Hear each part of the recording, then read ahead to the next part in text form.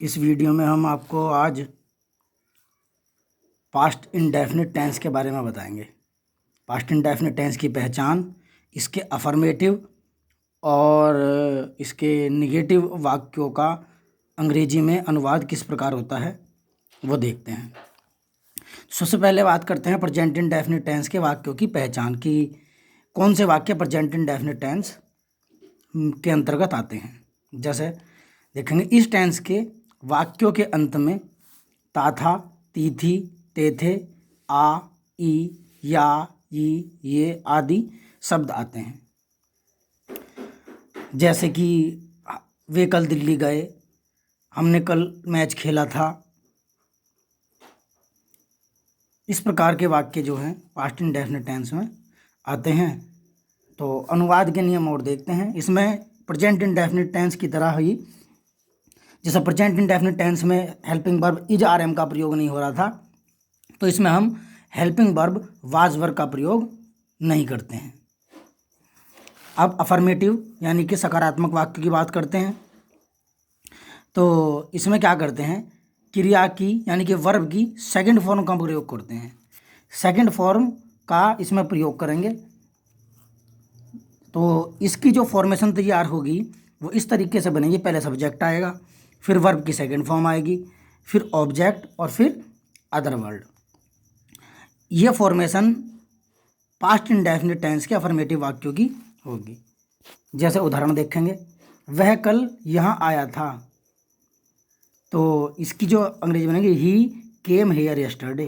तो ही सब्जेक्ट हो गया, वर्ब की सेकंड फॉर्म आया की, केम हो गई कम केम, तो केम, ही केम हेयर यस्टरडे। अब अगला उदाहरण देखें, तुम कल दिल्ली गए थे, तो यू गो की second form went, you went Delhi yesterday. तुम कल दिल्ली गए थे। इसी प्रकार अब निगेटिव पे ध्यान देंगे। निगेटिव वाक्य यानी कि नकारात्मक जिन वाक्यों में नहीं हो, ऐसे वाक्यों की हम जब अंग्रेजी बनाएंगे नहीं वाले वाक्यों की, तो प्रेजेंट इंडेफिनिट टेंस की तरह जैसे उसमें डू या डज नॉट का प्रयोग कर रहे थे, इसमें डिड नॉट का प्रयोग करेंगे। डिड नॉट का प्रयोग करेंगे सब्जेक्ट के बाद, और वर्ब की फर्स्ट फॉर्म, जैसे उसमें एस या ई एस हट जाता था फर्स्ट फॉर्म में से, तो इसमें सेकंड फॉर्म की जगह फर्स्ट फॉर्म लगाएंगे। जैसे फॉर्मेशन देखेंगे, पहले सब्जेक्ट, फिर डिड नॉट, फिर वर्ब की फर्स्ट फॉर्म, फिर ऑब्जेक्ट और फिर अदर वर्ड। उदाहरण देखेंगे। उदाहरण एग्जाम्पल, उसने कल स्नान नहीं किया था, तो नहीं आ गया तो निगेटिव है।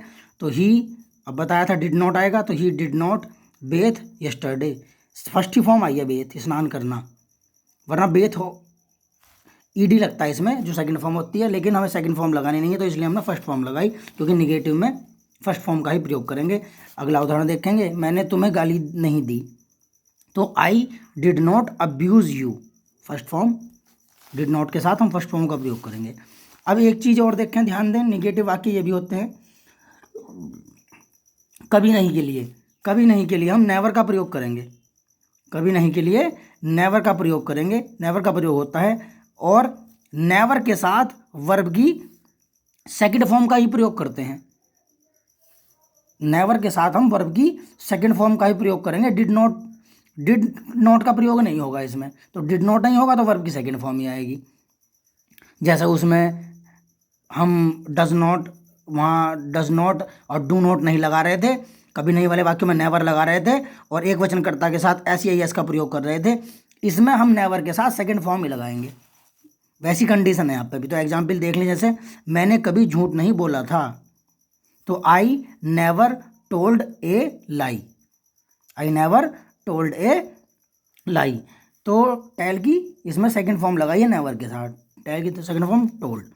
ऐसे ही उसने कभी तुम्हारी सहायता नहीं की, तो उसने he never helped you. Never मतलब कभी नहीं, और हेल्प की सेकंड फॉर्म लगाइए नेवर के साथ, ही नेवर हेल्प्ड यू। तो ये अफर्मेटिव और निगेटिव वाक्यों की पास्ट इंडेफिनिट के अफर्मेटिव और निगेटिव वाक्यों की अंग्रेजी बनाना इस प्रकार हमने सिखाया आपको। तो अगली वीडियो में हम आपको बताएंगे इंट्रोगेटिव और डबल इंट्रोगेटिव वाक्यों की अंग्रेजी बनाना।